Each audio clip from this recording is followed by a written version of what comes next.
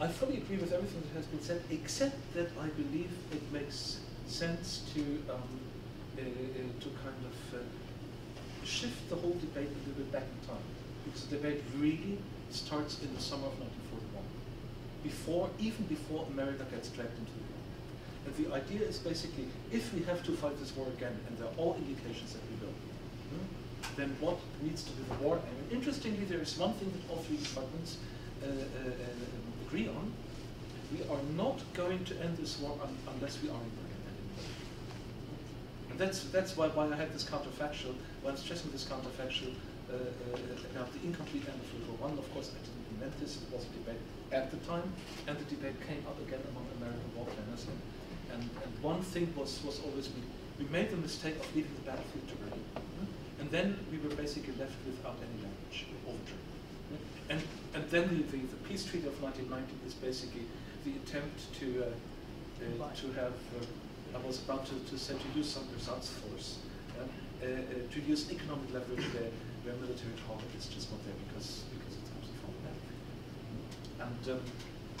And so I have a book in which I kind of go through this counterfaction fully. Imagine they had basically engaged in the invasion. Yes, it would have taken them another 6 to 9 months. It's not entirely clear because there was a revolutionary situation in Germany. It might have weakened German defenses quite a bit. On the other hand, we see already in 1871 that irregular units are forming. We see the same formation of irregular units. You know this better in Germany around 1919. These irregular units that form at the end of World War I are basically the yeast of what later becomes the stormtroopers of the Nazi World War I veterans. The yellow uniforms, these yellowish uniforms of the stormtroopers are actually former uniforms of Germany's World War I Africa Corps that had its own first experiences in genocide. So it all fits together.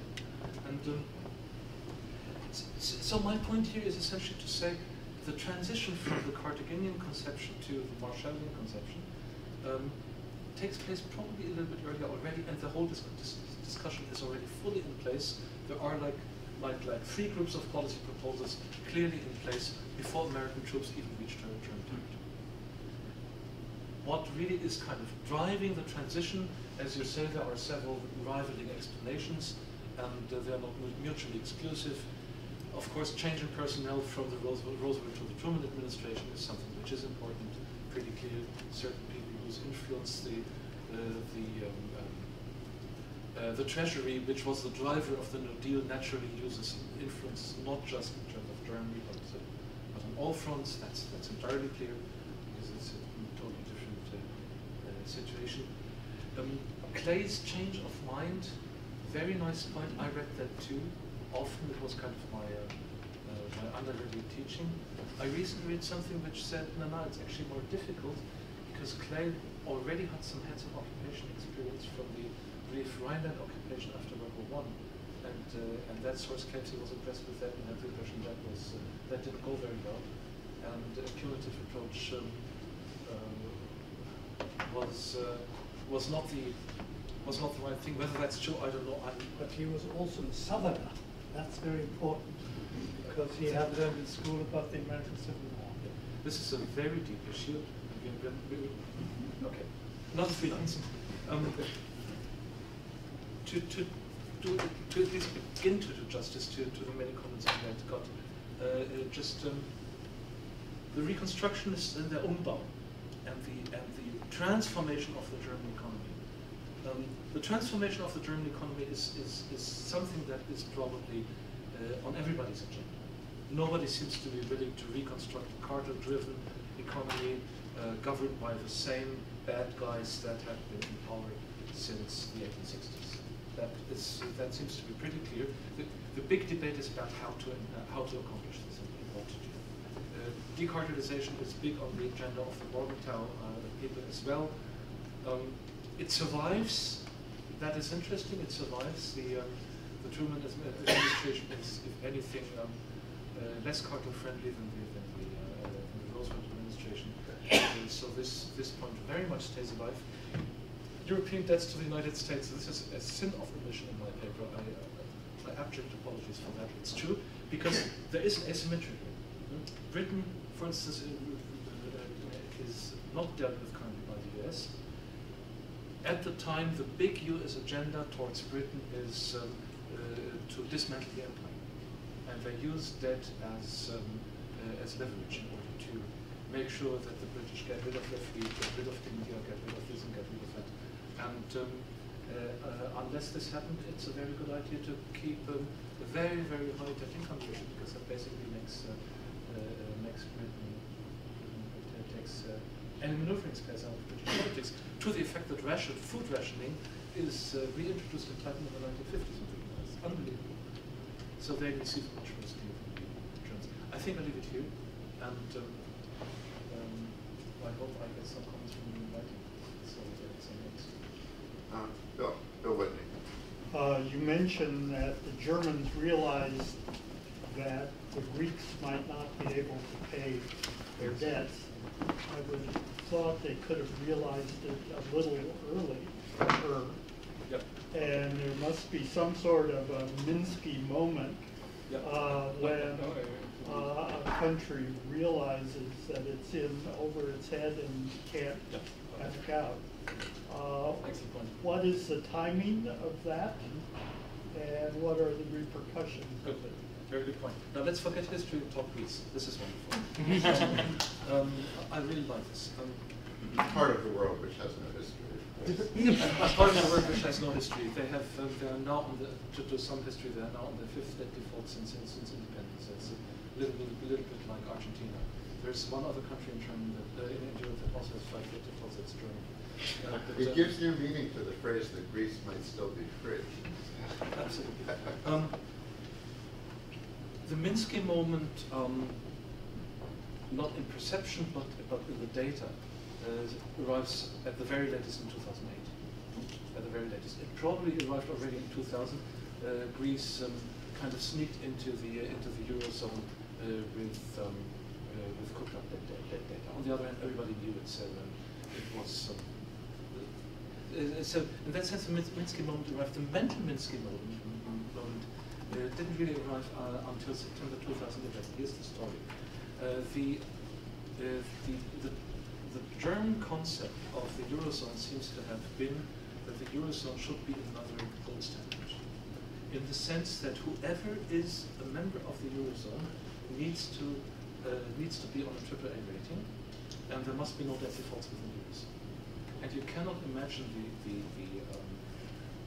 volume at which we screamed at the government that this is, first of all, idiotic anyway, makes no economic sense, and second, that this is an invitation to shorten the euro. And we are really inviting speculation against this stance. So what especially Germany did as a consequence of this view was to postpone the hour of reckoning in some hope that there would be some self-sustaining power. And as a consequence of this belief, Germany essentially put aside the constitution of the Eurozone, which is the Maastricht Treaty. The Maastricht Treaty is always considered to be a weak treaty that has no provisions for that. Not true. The Maastricht Treaty is loud and clear on this. It says if a member state gets into debt problems, the policy has to be no bailout, just like in the United States. There is a currency union called the United States that has existed for an amazingly long time, although it's quite clearly not an optimal currency area. It certainly wasn't in the 19th century. And in order for it to gain credibility, two things had to happen. One was a series of state debt defaults in the first part of the 19th century. And second, I'm afraid to say the Civil War is probably part of it too. That's not important. Let's hope this analogy does not carry over to the US. The mental Minsky moment arrived to the Germans in September 2011, when there was a public spat between two ministers, the finance minister Schäuble and his younger economics minister, the ministry called Ritschl. This is something where I hope that economists had a bit of a hand in that. I'm on the board of the economics ministry. We had spent hours and hours and hours talking to the officials and telling them that about that problem, that the Minsk Memo had arrived.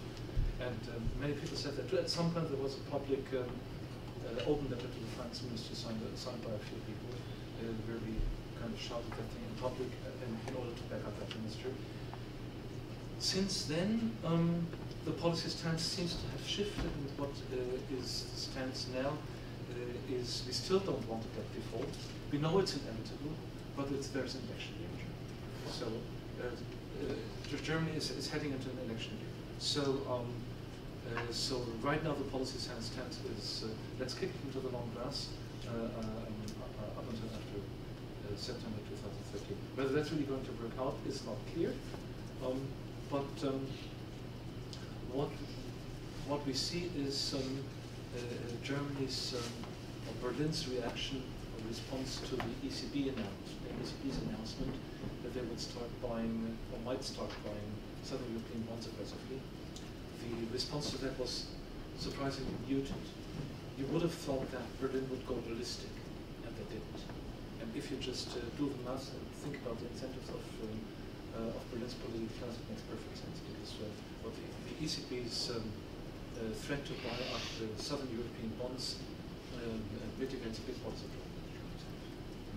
So I would predict we will see some rearrangement, and if everything goes according to plans, it will happen after